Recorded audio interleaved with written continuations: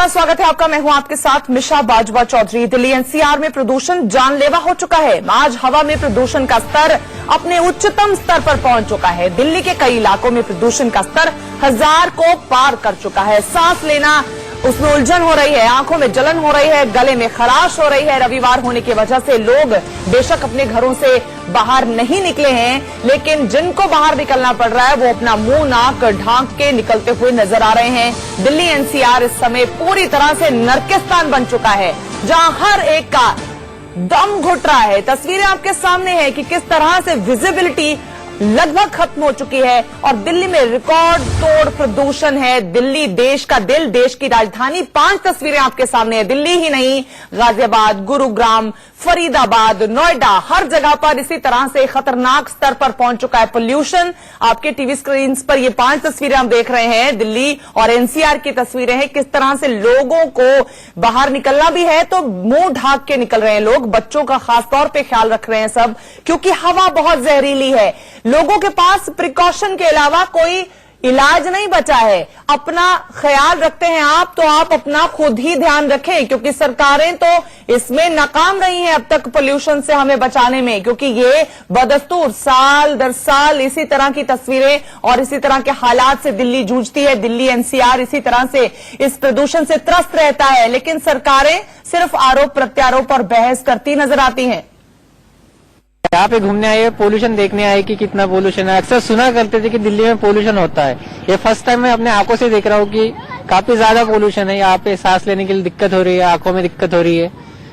तो आज सुबह सुबह हमने देख लिया कि कितना पोल्यूशन रहता है, काफी ज्यादा पोल्यूशन है। ये डेंजरस है हेल्थ को। आज जैसे सैटरडे वीकेंड शुरू हो गया है, आज संडे हो गया है सैटरडे से, और हम सेलिब्रेट करने आए थे कि चलो कुछ अपना वीकेंड सेलिब्रेट करेंगे। और आज यहाँ इतना पोल्यूशन देख रहे हैं, क्योंकि एक हफ्ते से देख रहे दिवाली हो गई है, सब कुछ हो गया, फेस्टिवल खत्म हो गया है, लेकिन ये पोल्यूशन वैसे ही है जैसे आज फिर से हमें देखने को मिल रहा है। और शायद ये हमारा संडे इसी तरह से जाएगा जैसे पोल्यूशन देखते देखते। रोज से ज्यादा लग रहा है आज आपको? नहीं, आज रोज से ज्यादा इसलिए लग रहा है, हमें बहुत ज्यादा लग रहा है पोल्यूशन। मैं महाराष्ट्र से हूँ। यहाँ पे हम राष्ट्रपति भवन देखने आए थे, बट यहाँ पे तो विजिबिलिटी ही नहीं है और बहुत ज्यादा पोल्यूशन की वजह से ये हुआ है। आंखों में जलन भी हो रही है और उसके वजह से हम मास्क पहन के अभी घूम रहे हैं। तो कंडीशन तो बहुत ठीक नहीं है, सीवियर है यहाँ पे।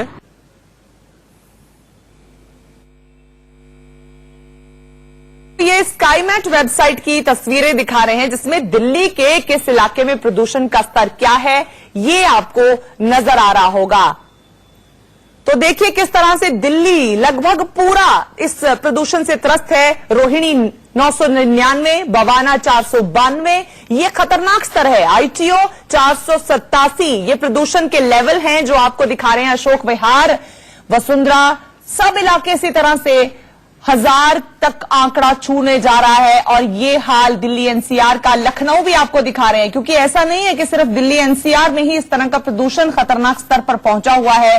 जो उत्तर प्रदेश की राजधानी लखनऊ, वहां का भी आलम कुछ ऐसा ही है। आम जनता परेशान है। राहत की खबर सिर्फ इतनी है कि आज रविवार है, इस वजह से आम जनता शायद औसत से कम घर से बाहर है। दिल्ली से सराय काले खां की स्थिति आपको बता रहे हैं मेरे सहयोगी नरेश बिस्वानी। उनकी रिपोर्ट देखिए। दिल्ली का लगभग हर इलाका इस समय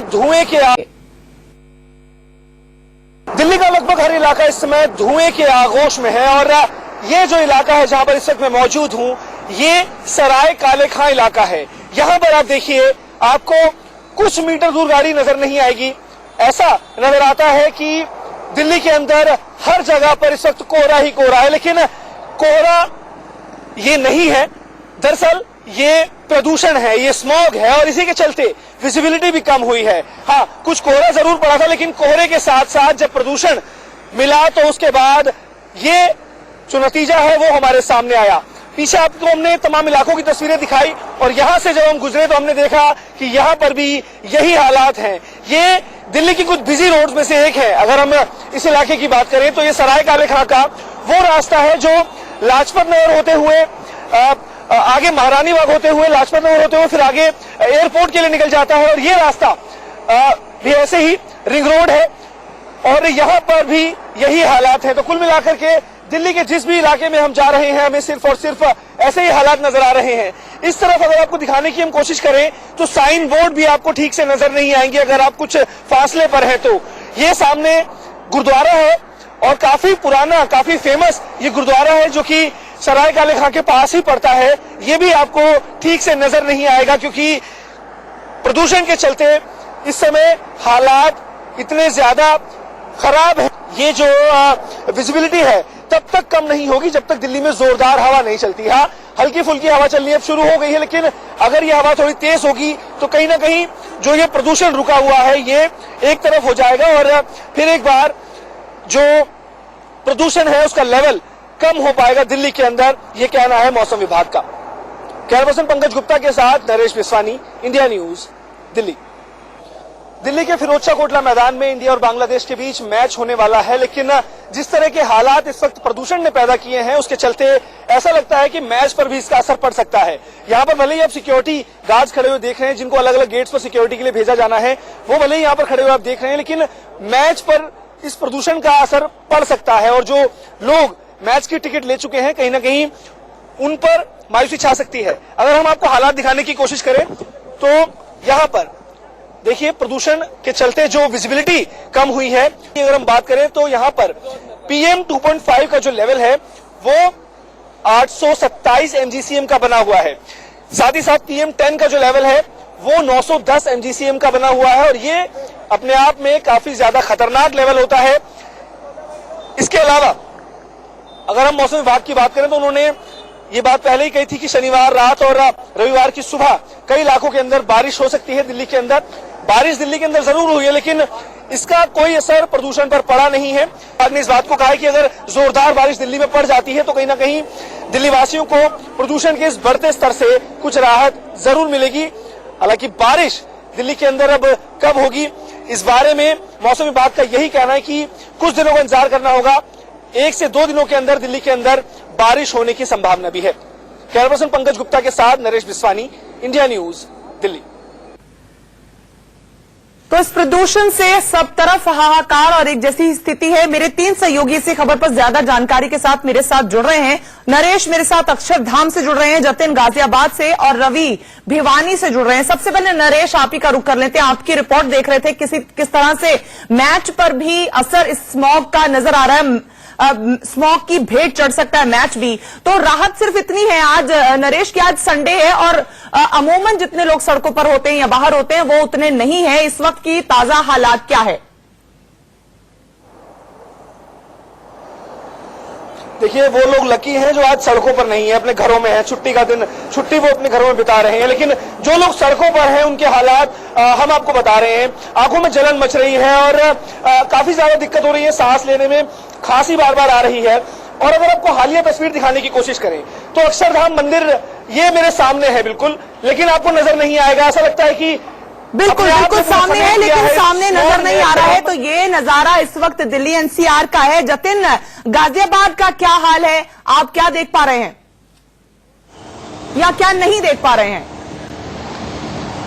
देखिए गाजियाबाद का हाल, हाँ जी बिल्कुल आपने सही कहा, कुछ भी नजर नहीं आ रहा है, बल्कि ये कहें कि क्लियर नजर नहीं आ रहा है। मैं एक बार अपने कैमरामैन को कहूंगा कि वो पीछे दिखाएं कि कितना धुंधलापन है। ये धुंधलापन लगातार छाया हुआ है फिजाओं में और इसकी वजह से लोगों को खासी परेशानी का सामना करना पड़ा है। एक अपडेट आपको साथ साथ बता दें कि 4 और 5 नवंबर के लिए स्कूल बंद करने का ऐलान कर दिया गया है। अभी ये जानकारी गाजियाबाद के जिला प्रशासन से हमें मिली है और ये सवाल उठ रहा था कि आखिरकार इतना जो स्तर है पॉल्यूशन का वो बढ़ गया है, उसके बावजूद क्यों स्कूलों की छुट्टी नहीं की जा रही है। आज रविवार रहा लेकिन अब कल और परसों जो है बच्चों को अब स्कूल नहीं जाना होगा। और इसके अलावा अगर एयर क्वालिटी इंडेक्स की बात करें तो गाजियाबाद के भी कुछ इलाकों में वो 900 के पास चला गया है। परहेज ही एक हमारे पास विकल्प बचता है क्योंकि इलाज इसका सरकारों के पास भी नजर नहीं आ रहा है और कुछ ज्यादा हेल्प कर नहीं पा रहे हैं आम जनता को सरकारें या प्रशासन। तो ये एक तरीका बचता है कि परहेज किया जाए। रवि का रुख कर लेते हैं। रवि भिवानी में मेरे साथ इस वक्त भिवानी से जुड़ रहे हैं हमारे साथ। भिवानी में एक तो स्मॉग के क्या हालात हैं वो जान लेते हैं रवि, और दूसरा क्या पराली जलाने की घटनाएं आपके इलाके में कम हो रही हैं? बिल्कुल दुरुस्त फरमाया आपने। अगर पराली का जिक्र किया जाए, पराली यहाँ पर हालांकि अभी धान की कटाई जारी है, ऐसे में निर्देशित किया गया प्रशासन के द्वारा, खासतौर पर सूबे की मनोहर सरकार की अगर मैं बात करूं, यहाँ पर सरकार के द्वारा निर्देशित किया गया, जैसे मेरे सहयोगी जतिन बता रहे थे, गाजियाबाद में 2 दिन का स्कूलों का अवकाश घोषित किया गया, लेकिन हरियाणा में इस तरह की स्थिति अगर बात की जाए, एयर क्वालिटी इंडेक्स की बात करूं मैं, 100 मीट्रिक अगर बात की जाए माइक्रोग्राम पर मीट्रिक क्यूब का होना चाहिए, लेकिन यहाँ पर जो है 750 पार जो है आता गया था शनिवार रात को। काफी बेहद विकट स्थिति यहाँ पर देखी जा रही है, लेकिन रात को जिस तरह से बारिश हुई थी, आज सूर्यदेव के दर्शन हुए हैं, उसके बाद कहीं न कहीं जो एयर क्वालिटी इंडेक्स है उसमें गिरावट जरूर दर्ज की गई, लेकिन निश्चित तौर पर जो है जो स्मोग है उसकी वजह से आंखों में जलन, गले में जो है कहीं न कहीं जलन को महसूस की जा रही है। अस्पतालों में मरीजों की तादाद लगातार बढ़ रही है। हरियाणा में मनोहर सरकार के द्वारा निर्देशित किया गया है, शिक्षा महकमे के अधिकारियों के द्वारा तमाम स्कूलों के प्रमुखों को इस बात को लेकर निर्देशित किया गया है कि बच्चों को जो है बाहर खुले में ठीक है, स्कूल के